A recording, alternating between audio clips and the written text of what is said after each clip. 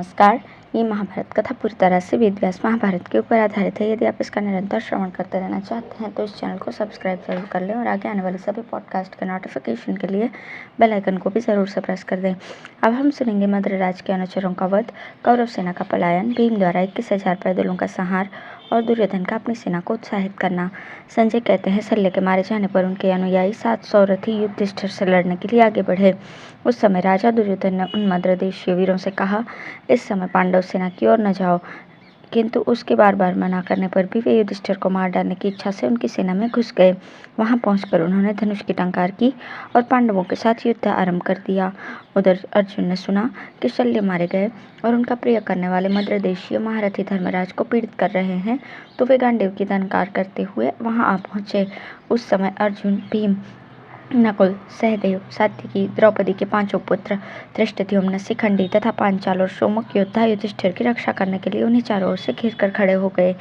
इतने में ही मद्रदेशीय योद्धा वहां चिल्लाकर कहने लगे, अरे वो राजा युधिष्ठिर कहाँ हैं? उसके शूरवीर भाई भी दिखाई नहीं देते। धृष्टद्युम्न, सात्यकी, द्रौपदी के पुत्र शिखंडी तथा अन्य अन्य पांचाल महारथी कहाँ हैं?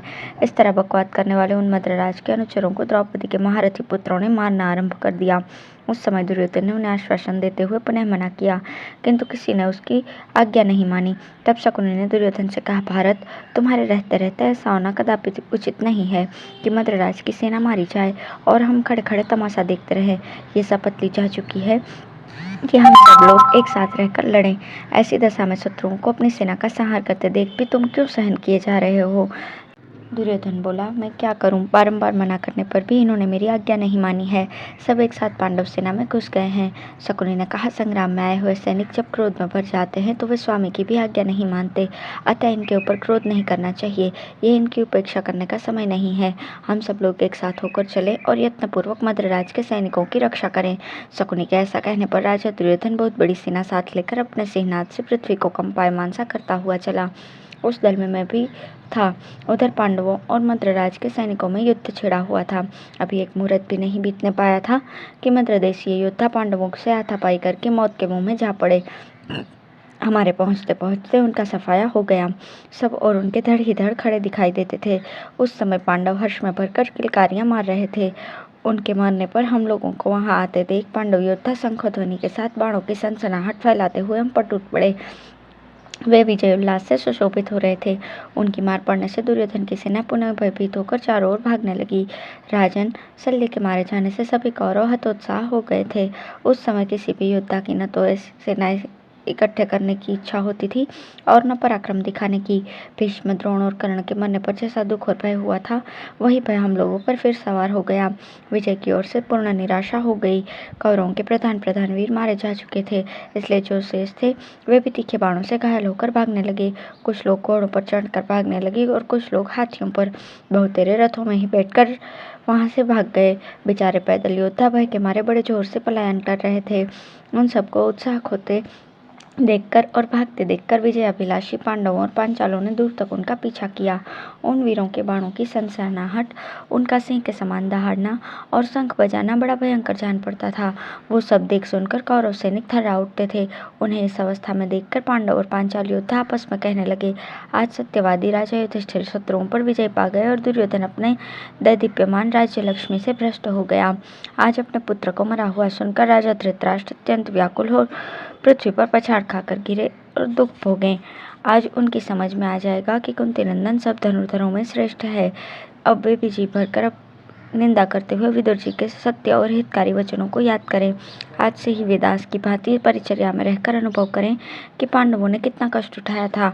अब अच्छी तरह जान लें कि श्री कृष्ण की कैसी महिमा है और अर्जुन के धनुष की टंकार कितनी भयंकर है, उनके अस्त्रों तथा भुजाओं में कितना बल है।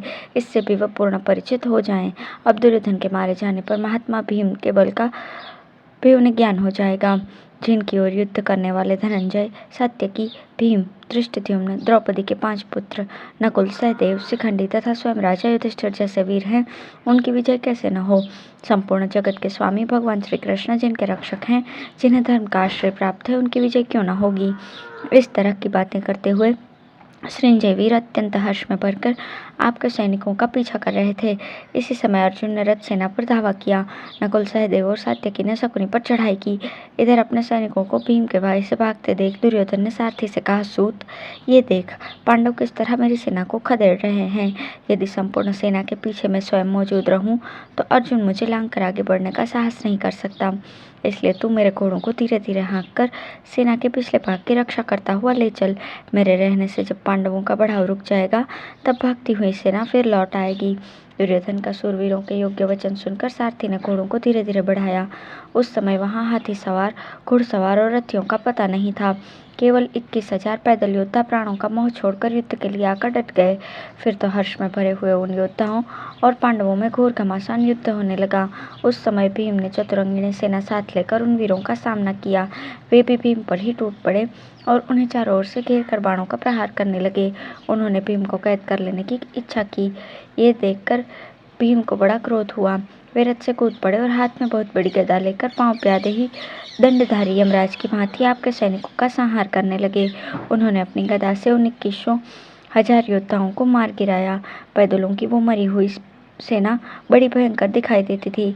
इस समय युधिष्ठिर आदि ने आपके पुत्र दुर्योधन पर धावा किया, किंतु वे उसके पास तक नहीं पहुंच सके। वहां हम लोगों ने आपके पुत्र का अद्भुत पराक्रम देखा। समस्त पांडव एक साथ होकर भी अकेले दुर्योधन को नहीं परास्त कर सके। उस समय दुर्योधन ने देखा कि मेरी सेना भागने का निश्चय करके अभी थोड़ी ही दूर तक गई है।